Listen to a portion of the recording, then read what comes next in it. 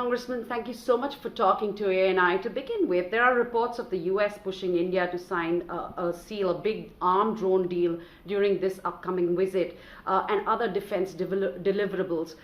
What could be the key takeaways between New Delhi and Washington? What's your impression? I think the more we link our countries together, both strategically, economically, militarily, the better. If you look at the threats in the region, if you look at India's strategic location next to China, Pakistan, Bangladesh, with all the problems that we have in that part of the world right now, we need a strong partner, somebody that we can link ourselves to. We have obviously a strong immigration policy, although it needs to be streamlined. We need to make sure we continue to be linked to that very important part of the world with somebody who sees the world very similar to us. If you notice that India has designed their constitution very similar to the United States, I think that's benefiting them. I think you're going to see their economy continue to boom, education, and I think that's only going to benefit them going forward, especially when we link ourselves to them militarily. Right. So in terms of the defense deal, what are you really picking up? Do you think there would be something in the coming days? Well, I think right now we need to sort out a lot of details. The way things are right now, they've been traditionally buying from Russia. That takes a while to transition from, especially when you talk about supply parts, getting things into a country and then training people to be proficient in those weapon systems takes a while. But I think the time is now. I think they understand the importance of our partnership, especially when it comes to the economic ties that benefit from that also. But I think this is an important alliance into the future that's going to benefit this entire region and the world. Right. Now, how do you think that the Biden administration is going to navigate this visit? What are the efforts that you're seeing in D.C.? You know, it's a Democrat president, but what is it that you're seeing that's been put in front of in D.C. For this upcoming visit? Well, if you're talking about Prime Minister Modi coming here, I think those will be private conversations, some of them.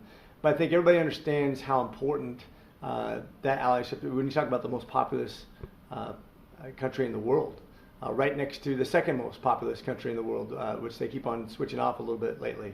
But also the fact that China's grown its economy from about 5 trillion only 10 years ago to 18 trillion just in 10 years. Now they've done some of that in very bad ways and they've run up a lot of debt. But I think India's doing it the slow, methodical way that they need to. By encouraging trade with that huge consumer base, as well as somebody who can produce a lot of things that are both technologically advanced as well as just production. I think we can pair with them in very good, beneficial ways to both countries, having very real consequential conversations about how we stabilize that region of the world and also tie our countries together forever into the future. Right. You did mention about China briefly in your responses earlier. China is a common thread that binds both the Republicans and the Democrats. And PM's address at the Hill is a testimony to so what's your assessment in that? Where do the Democrats and the Republicans stand when it comes to India and India policy? I think a lot of people don't realize how important India is. I think that's why it's important for Prime Minister Modi to be here and have these consequential conversations. Anybody who's not thinking about the importance of India doesn't realize the strength in numbers, the amount of industrial base, the amount to produce things that China produces simultaneously, but from a much more friendly venue. Somebody who's following the World Trade Organization rules rather than breaking them, somebody who doesn't have a global dominance in mind, but actually working with other countries to mutual benefit. That's the kind of partner we need. And I think when you talk about Democrats and Republicans, whether you be a Democrat or Republican, I think we have to pay a lot more attention to India as a future partner going forward, especially considering China. Right. Now, my last question is the diaspora, which is the Indian American community. This is an important link between both the democracies. What is your assessment? What role is the diaspora going to play in the coming days? And especially for this visit, how important it is for India and US to keep this rapport going with the Indian American community? Well, most people realize I have one of the largest Indian communities in a district. We're probably close to 100,000. 1 out of every 5 doctors in my community is from India. They're dominating in academics. They're doing phenomenal in philanthropic events.